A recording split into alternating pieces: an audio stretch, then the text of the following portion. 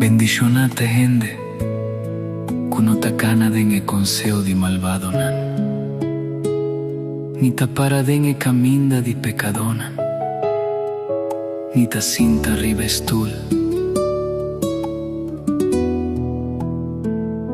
di bofonadonan. Ma su delicia ta dene lei di Señor, y en su ley ta medita di día y a noche,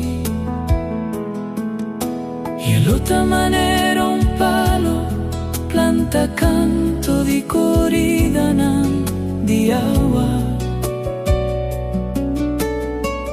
cutaduna su fruta na su tempo,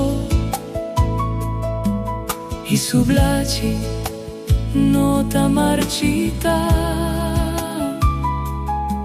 Y tu lo que así ta prospera,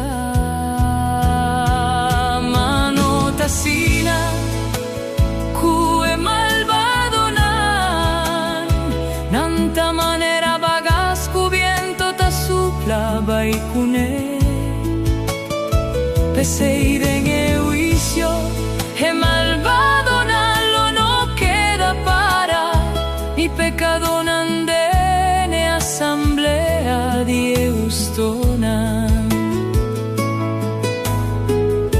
Pa sobra Señor conoce caminda di Eustona,